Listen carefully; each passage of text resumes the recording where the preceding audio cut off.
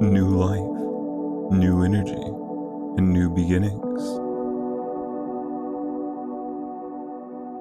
Welcome to Words of Power, Affirmations, and Podcast, a home for everything beautiful and everything that helps you to grow.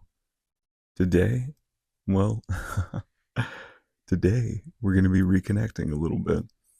It's been some time since I've made an episode, and allow me to introduce myself. I'm your host, Richard DeLuna. It has been at least 3, 4, maybe about 5 months since we last interacted. I believe my last episode posted, at least, was back in November, was the episode around Scorpio energy.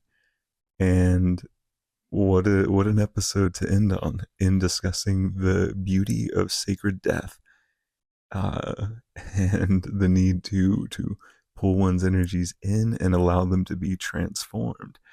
And lo and behold, I did in fact pull my energies in and become transformed. I originally did not know what I was going to talk about on this episode. I now know what I'm going to talk about on this episode because I had already recorded it once, actually. This is going to be my second time recording this episode. The first time had been a bit just hopping in, having a moment of vulnerability and honesty, and a deep authenticity and wanting to communicate. I want to get back in the flow of this and get back in this exchange of energies, and did not prepare anything, and that felt kind of good, just stepping in, no plan, no pressure, and seeing where the flow of things took us. And that was kind of fun. It was pretty cool. I ended up listing off some topics, I believe, and discussing what we could explore, mentioning how it had been since Scorpio season and we were now into Aries energy, Aries season, and talking a bit about that, about what Aries energy is and what Aries season means. So I don't know what exactly happened, but that video doesn't exist anywhere. And I only came to a realization that it doesn't exist anywhere as I was uploading it, basically, to realize I was uploading the wrong video. I had recorded two kind of close back to back, and in the second one, I referenced things that were discussed in the first one. Nothing too long, it's just a little bit here and there. But then I was like, well, that feels odd to say, hey, do you remember what we talked about last week? And y'all haven't, there's nothing. There hasn't been anything new for a few months at least. So not to gaslight any of you, I promise. In fact, I do more than promise. I'm taking an extra step. And even though it's a bit later at night and I probably should be winding down sooner than later, I decided that it would be worthwhile to go ahead and re-record, to go ahead and revisit these themes. And we'll kind of see. It had been a really beautiful, natural unfolding of exploring a new topic with you and jumping onto this wave and that one. And I think I had recorded it in the daytime. And so there was my ability to see the trees and see the natural world around me.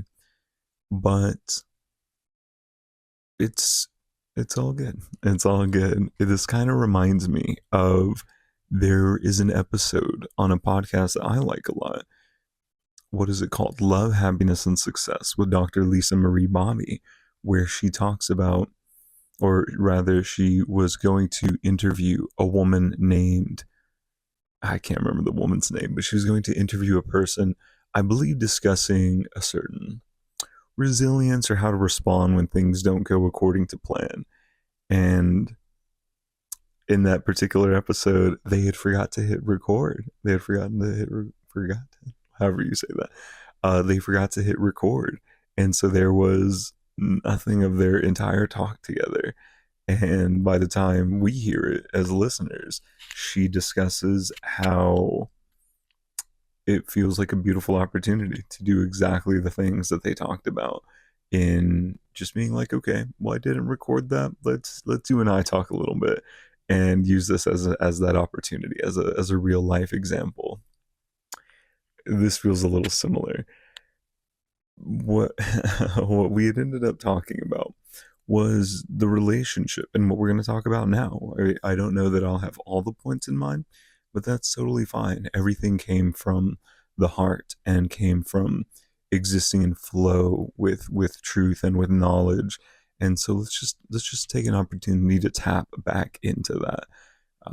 Not only in the sense of reclaiming this episode, but you and I, if you are a previous listener or if you're a new one, let's take an opportunity to tap back into the flow of energies and of goodness and of, if you will, divinity, and see what there is, what there is to be offered and to receive.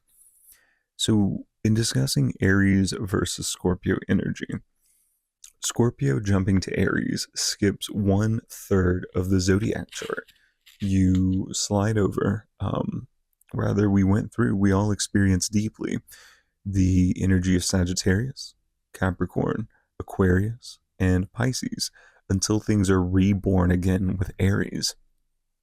And during this time in particular, I dedicated myself to energies that feel very aligned with how I would understand Sag and Capricorn and Aquarius. In that, myself, in our absence, to catch you up a little bit, I became the creative director of a video game called Origami. It is a school project. I am nearing the end of my degree. As y'all have heard me mention, that I've dedicated a lot of time and energy to school, and now we're nearing the end of that, and that feels really good. It feels even better because this project that I put forth was picked out of about 30 to 40 projects that were pitched. Four were picked as winners. Mine was one of them, and I feel really great about that. I feel incredibly blessed, and so thank you, universe, thank you, God. Always wrapped in blessings, you and I, me and you. And if we don't feel that, I want to say that I claim that for us, and I claim that we consistently feel that, that you feel that I feel that, and that we feel that and live that together.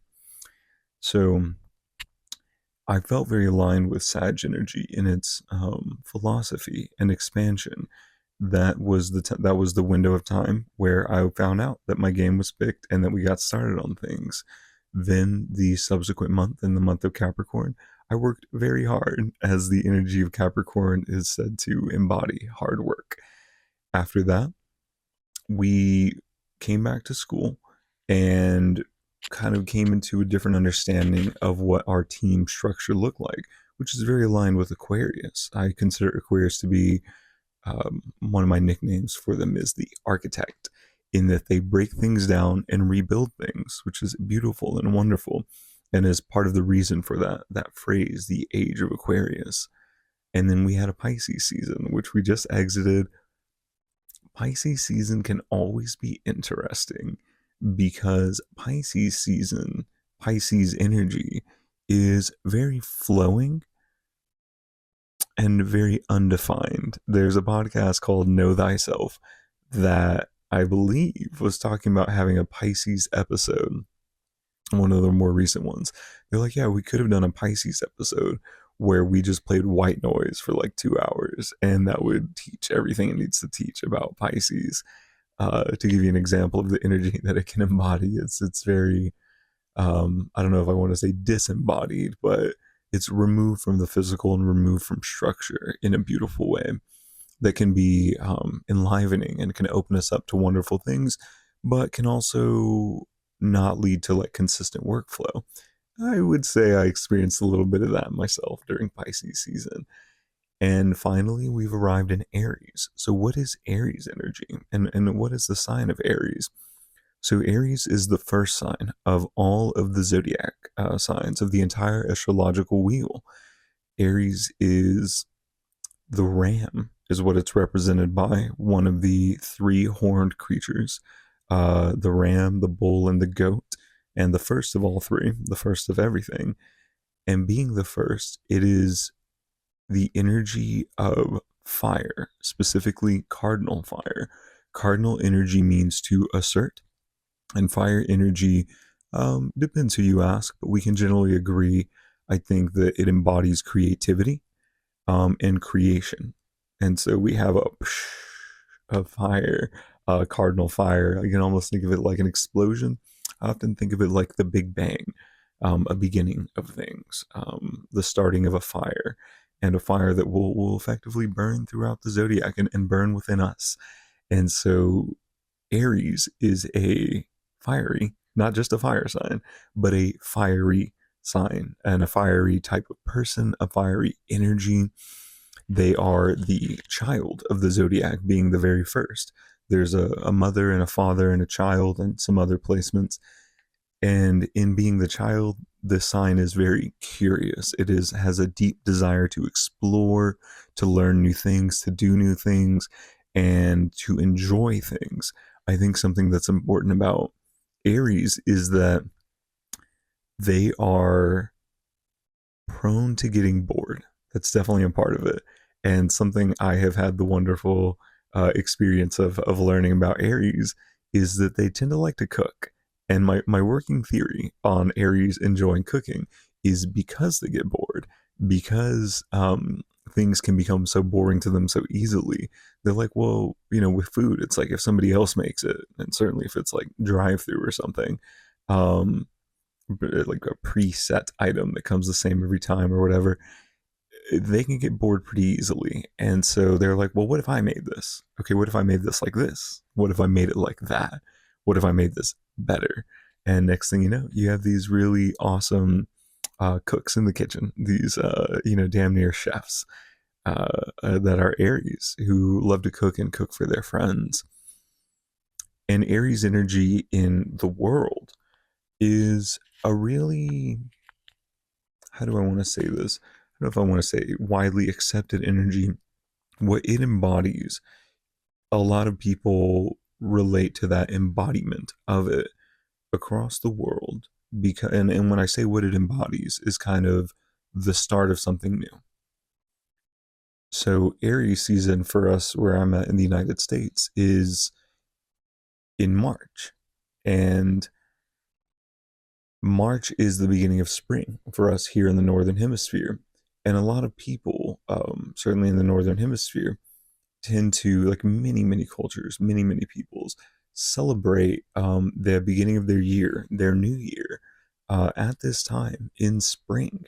That this bursting forth of new life, this is when that begins, as opposed to the Gregorian calendar, January through December, which looks instead to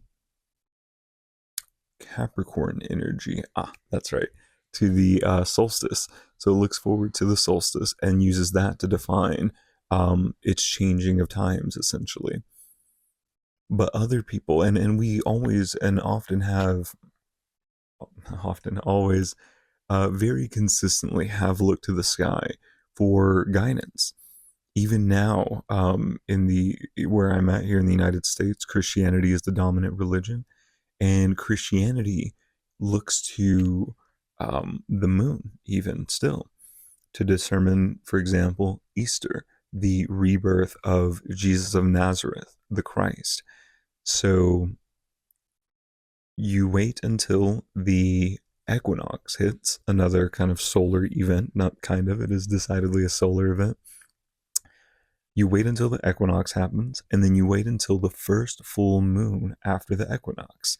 This is a point in time where the tides of energy have shifted. We have moved from where night is the dominant force to where day is the dominant force, right? um, it comes into its power more so, where we have a day with equal parts day and equal parts night, and from this point forward, it is the sun's domain and dominion, and this is the beginning of Aries season. This is about March 21st or so for the equinox, and then from there we have the moon, which is birthed yet again in this new year, in this new time.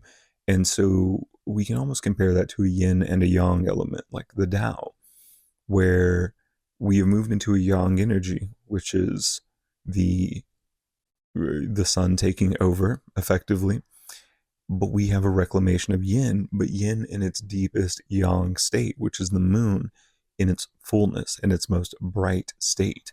So it's a deeply impactful and meaningful experience, certainly so much so it's used to determine how we understand the experience of the Christ dying and being reborn. And this experience of the Christ dying and being reborn is kind of applicable to this Scorpio to Aries jump.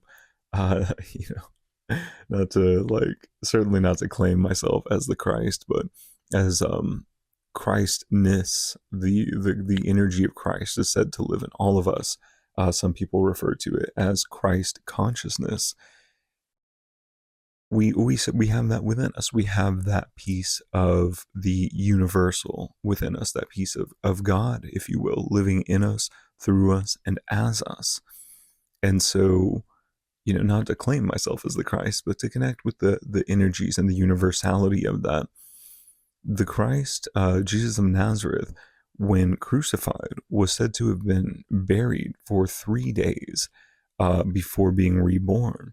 And something interesting about that is, in some sense, he didn't need to die. In the Christian Bible, Jesus of Nazareth is claimed as an embodiment of a omnipotent God. So not with multiple deities, but with one all-powerful God. And so an all-powerful God would not need to experience death. And the reason why he did is effectively that he chose to be a part of the human experience and bring about a concept of redemption, reclamation, and a true rebirth for us. And a true rebirth requires a true death, that it cannot simply be well, don't let me go too far down that road, but it requires a true death of sorts. And so Scorpio can represent that for us to a degree. Pisces also represents that. And then Aries is the new coming forth. This is the shedding off of the old to create room for the new, just in the way the serpent sheds its skin and the moon gives away its light and the sun goes underneath the horizon. We live very authentically, very cyclically with all these things and understand them intuitively. These things have been ever present every day of our lives, certainly mine. I assume yours, unless you're immortal and you know predate the earth and or universe. But we have always known a rising and falling sun, a day and a night, to exist in these authentic and honored cycles. And that too, we see in the world around us. Joseph Campbell, who I will consistently reference, along with Khalil Gibran, posits in his books, towards the end of his life, he wrote some books called, well, actually, even before then, or around then, he did an interview that became, that was titled The Power of Myth. And in The Power of Myth, they allotted the information, they segmented it into a chapter called Sacrifice and Bliss, some of it. And in that, he discusses kind of this authentic understanding and an intuitive understanding of the need to experience sacrifice in order to experience bliss, to die off and to be made new again effectively. And he explores this, you know, many times over throughout his works. But towards the end of his life, in that Sacrifice and Bliss, he describes how our understanding of that death and rebirth affects our cultures. That originally, when we were hunting, we understood the death and rebirth to be through the animal. And so there was the killing of the animal in order to be consumed, that we could survive. And then as we became agriculturalists and learned to farm, we came into a deeper relationship with the seed. And the seed is something that must be placed in the earth, into the darkness, away from the light, and then is born anew, comes through bright and young and full of life.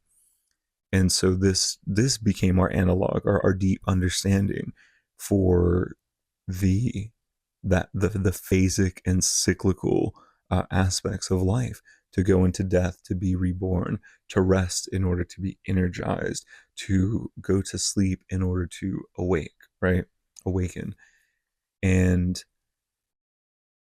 that is present across many cultures, but you can see how deeply and how quickly that ties in to the story of Jesus of Nazareth, that he represents this analog for us, that we ourselves need to go into the earth, into that which represents yin, represents the mother, represents the receptive, the dark, the passive, the cold, the heavy, and go into that.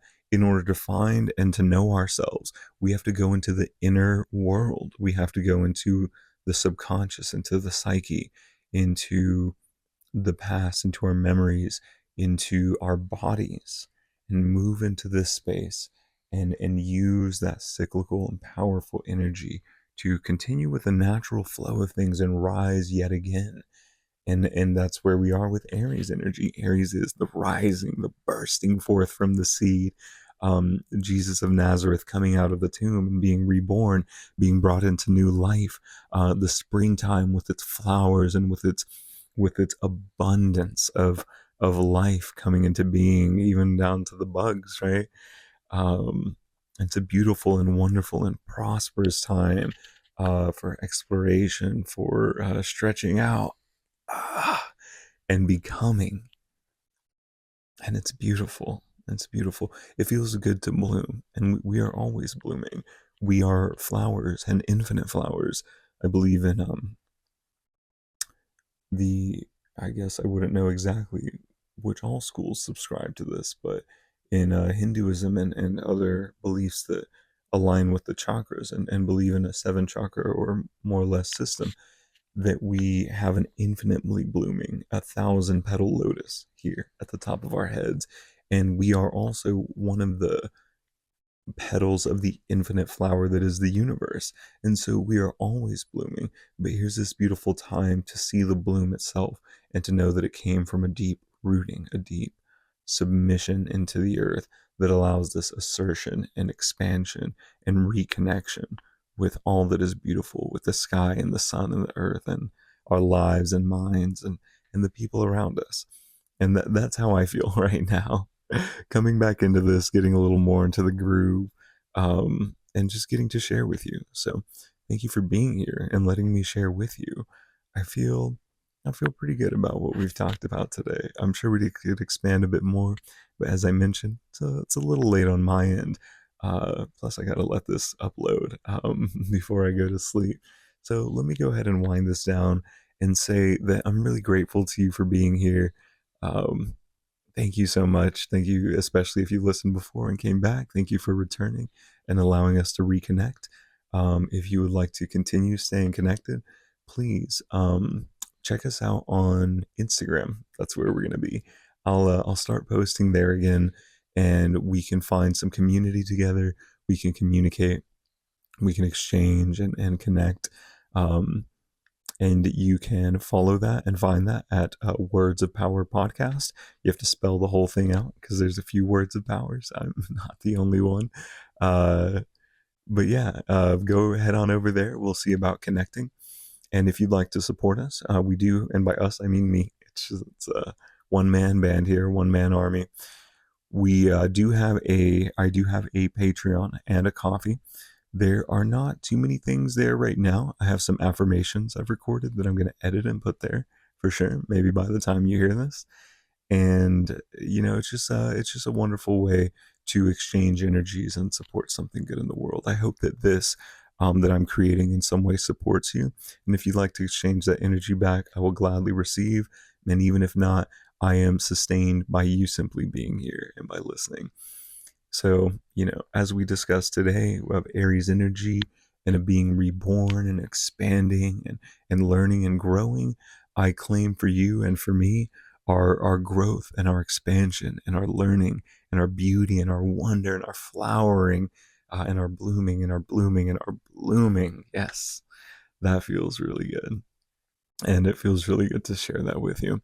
So thank you so much for being here, my friends. Thank you for connecting or reconnecting. Until the next time, I manifest all of your blessings, all of the beauty, and all of the light in your life. And I'll look forward to that. So take care of yourself, my friend, and I'll be happy to see you next time. This time next week, I promise.